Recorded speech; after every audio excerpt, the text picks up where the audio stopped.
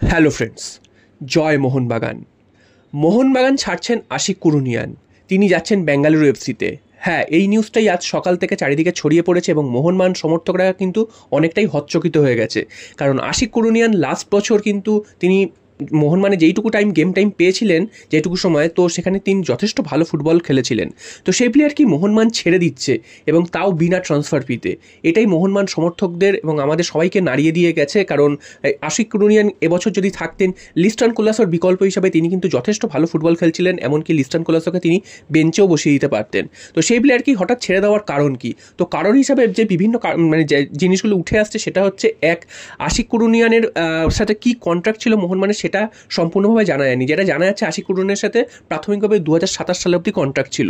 তারপরেও 2 বছর কন্ট্রাক্ট থাকাকালীন ও মোহনবাগান ছেড়ে দিচ্ছে এবং কোনো ট্রান্সফার ফি নিচ্ছে না বেঙ্গালুরু এফসি থেকে। এটা কিন্তু একটা বড় কারণ। তবে এটাও আবার জানা যাচ্ছে যে আশিক কুরুনিয়ানের সাথে 2027 অবধি কন্ট্রাক্ট ছিল এমনভাবেই যে যদি আশিক কুরুনিয়ান ভালো খেলতে পারে তাহলে তার কন্ট্রাক্ট এক্সটেনশন করা হবে, এরকম একটা ক্লজ ছিল।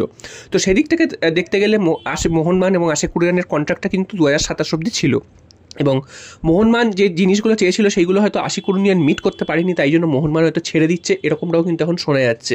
এবং এটাও যে জানা যাচ্ছে যে আশিক কুরুনিয়ান তার কন্ট্রাক্ট এক্সটেনশন করার জন্য কিন্তু একটা মোটা অঙ্কের মানে মোটা স্যালারি দাবি করছিলেন, সেটাও মোহনবাগান দিতে রাজি নয়। কারণ আশিক কুরুনিয়ান অনেক দিন ধরে মোহনবাগানে রয়েছেন এবং তিনি ম্যাক্সিমাম টাইমই খেলতে পারেননি। হয় চোটের জন্য তিনি বসেছিলেন, একটা মরশুম তো তিনি পুরো চোটেই কাটিয়ে দিয়েছেন, এবং মোহনবাগান তার চিকিৎসার সমস্ত দায়ভার নিয়েছিল। এবং সেখান থেকে দেখতে গেলে আশিক কুরুনিয়ানকে মানে মোহনবাগান প্রায় 90% ম্যাচে পাইনি। লাস্টের এই মানে গত যে সিজন শেষ হলো সেই সিজনে কিন্তু বেশ কিছু ম্যাচে তিনি খেলেছিলেন, তাও মানে যে 90 মিনিট তিনি খেলার মতন ছিলেন তাও কিন্তু নয়। তো তাই জন্য মোহনবাগান চেয়েছিল যে আশিক কুরুনিয়ানকে এইভাবে মানে কোনো এক্সট্রা স্যালারি না দিতে এমনি রেখে দিতে। তো আশিক কুরুনিয়ান সেটা চাইছে না। আশিক কুরুনিয়ান কিন্তু এক্সট্রা স্যালারি দাবি করেছিল, এবং যার কারণে কিন্তু মোহনবাগান আর তাকে রাখছে না এবং তিনি চলে যাচ্ছেন বেঙ্গালুরু এফসিতে। এবার প্রশ্ন হচ্ছে যে আশিক কুরুনিয়ান যখন ফর্মে ফিরছিল, তিনি যে ফর্মে ফিরছেন তা কিন্তু বলা যায় না। কারণ তিনি 2-3টে ম্যাচ খেলার পর কিন্তু আবার তিনি চোটে চলে যান এবং তিনি সেভাবে কিন্তু ম্যাচ টাইম দিতে পারেন না। এবং ভারতের জাতীয় দলের হয়েও তার খেলা কিন্তু প্রবল সমালোচনা হয়েছে, কারণ তিনি যথেষ্ট খারাপ ফুটবল খেলেছিলেন। এবং সেই কারণেই কিন্তু আশিক কুরুনিয়ান কে মোহনবাগান রাখবে কি রাখবে না এটা নিয়ে কিন্তু লাস্ট 2-3 দিন ধরে একটা জল্পনা উঠছিল। তবে কেউই মনে করেনি যে আশিক কুরুনিয়ানকে মোহনবাগান ছেড়ে দিতে পারে। তবে হঠাৎ করেই আজকের কিন্তু সেই নিউজটা চলে এসেছে, আশিক কুরুনিয়ানকে মোহনবাগান ছেড়ে দিয়েছে, এবং এটা কিন্তু প্রায় অফিসিয়ালি হয়ে গেছে।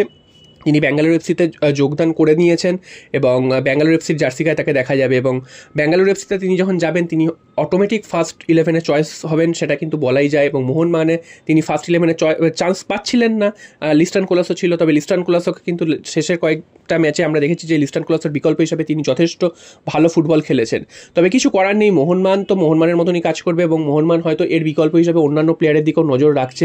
অবশ্যই যে নামগুলো উঠে আসছে সেখানে কিন্তু আব্দুল রবির নাম উঠে আসছে। আব্দুল রবিকে মোহনবাগান নিতে চাইছে, এবং আশিক কুরুনিয়ানের বদলি হিসাবে যদি আব্দুল রবির কথা ভাবা হয় সেটা কিন্তু খুব একটা ভালো হবে না। কারণ আশিক কুরুনিয়ান যে পজিশনে তিনি খেলতে পছন্দ করতেন সেই পজিশনের প্লেয়ার কিন্তু অ্যাকচুয়ালি আব্দুল রবি নয়।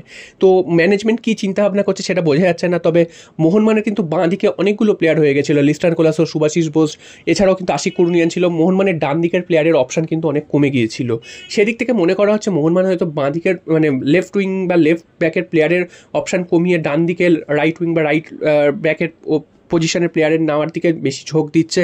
কারণ আশিস রাইয়ের ব্যাকআপ হিসেবে কিন্তু সে অর্থে কোনো প্লেয়ার ছিল না, এবং মনভীর সিংয়েরও ব্যাকআপ হিসেবে সে অর্থে কিন্তু বড় কোনো নাম ছিল না। তাই জন্য কিন্তু আব্দুল রবির দিকে মোহনবাগান হাত বাড়িয়েছে এবং আব্দুল রবিকে মোহনবাগান নেওয়ার চেষ্টা করছে, সেমনটা কিন্তু জানা যাচ্ছে। এবং নেওয়ার চেষ্টা করছে বলা ভুল, মোহনবাগান কিন্তু অনেকটাই এগিয়ে গেছে আব্দুল রবিকে নেওয়ার ব্যাপারে।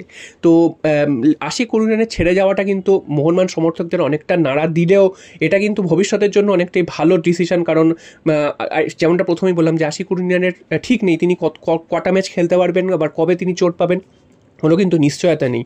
এবং সেদিক থেকে দেখতে গেলে মোহনবাগান আগামীর দিকে ভেবে এই ডিসিশনটা ঠিকই নিয়েছে, এবং মোহনবাগানকে অবশ্যই বিকল্প প্লেয়ারের ব্যবস্থা করতে হবে। এবং আশিক কুরুনিয়ান যে সবসময় ভালো খেলবেন তারও কিন্তু কোনো মানে নেই। আমরা ইন্ডিয়ান টিমের পারফরমেন্স দেখেছি, তিনি কিন্তু যথেষ্ট খারাপ খেলেছেন। তবে একটা ম্যাচ দিয়ে কিন্তু কোনো প্লেয়ারকে বিচার করা যায় না। ক্লাব ফুটবল আলাদা, দেশের ফুটবল আলাদা। দেশের ফুটবলে তিনি হয়তো ভালো পারেননি, ক্লাব ফুটবলে তিনি কিন্তু ভালোই খেলছিলেন, এবং শেষের কয়েকটা ম্যাচ তো আমাদের খুব ভালো লেগেছিল খেলা দেখে। এবং কিছু করার নেই, এই মুহূর্তে এই ডিসিশনটাই নিয়েছে মোহনবাগান ম্যানেজমেন্ট এবং সমর্থকরাও সেটা কিন্তু মেনে নিতে হবে। এবং আশিক কুরুনিয়ানকে আগামী মৌসুমে আমরা ব্যাঙ্গালোর এফসি জার্সি গায়ে খেলতে দেখব। এবং আব্দুল রফি মোহনবাগানে আসেন কি না সেটাও কিন্তু একটা বড় প্রশ্ন, কারণ এই মুহূর্তে দাঁড়িয়ে আব্দুল রফিকে নেওয়ার ব্যাপারে মোহনবাগান কিন্তু অনেকটাই এগিয়ে গেছে।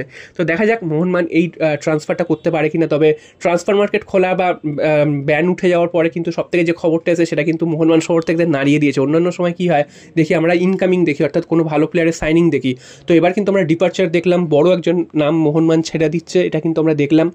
তবে যেটা আবারও বললাম যে মোহনবাগান হয়তো আগামীর কথা ভেবেই একটা ডিসিশন নিচ্ছে এবং আরও ভালো হয়তো প্লেয়ার আমাদের আসবে, তো সেই দিকে আমরা নজর রাখছি। এবং মেহতাব সিংকে কী করে সেটাও দেখার। অভিষেক সিংকে নেওয়ার জন্য কিন্তু মোহনবাগান মানে রেসে রয়েছে। প্রথমে কিন্তু ইস্ট বেঙ্গল রেসে ছিল, সেই রেসে কিন্তু মোহনবাগান ঢুকে মোহনবাগানই কিন্তু এখন লিডিং জায়গায় চলে গেছে। এবং অভিষেক সিংকে যদি নেওয়া হয় সেক্ষেত্রে কিন্তু আশিক কুরুনিয়ানকে হারানোর যন্ত্রণাটা অনেকটাই কিন্তু কমে যাবে, সেটাই কিন্তু বলা যায়। তবে অভিষেক সিং এই মুহূর্তে মোহনবাগানের এখন সবথেকে প্রায়োরিটির জায়গায় রয়েছে মেহতাব সিংয়ের থেকেও। মেহতাব সিংয়ের জন্য অনেকটাই দর বাড়িয়ে দিচ্ছে মুম্বাই, তো যেটা বোঝা যাচ্ছে মুম্বাই হয়তো ছাড়তে চাইছে না, বা কোনোভাবে কিন্তু বেশি টাকা দিয়ে হয়তো যদি ছাড়া যায় সেই হিসাবেই কিন্তু মুম্বাই চলছে। তবে মেহতাবের থেকেও এই সময় কিন্তু অভিষেক সিংয়ের ওপর মোহনবাগানের বেশি ফোকাস, এবং দেখা যাক অভিষেক সিং এবং আব্দুল রফি এই দুটো প্লেয়ারকে মোহনবাগান কত তাড়াতাড়ি সাইন করিয়ে নিতে পারে। জয় মোহনবাগান।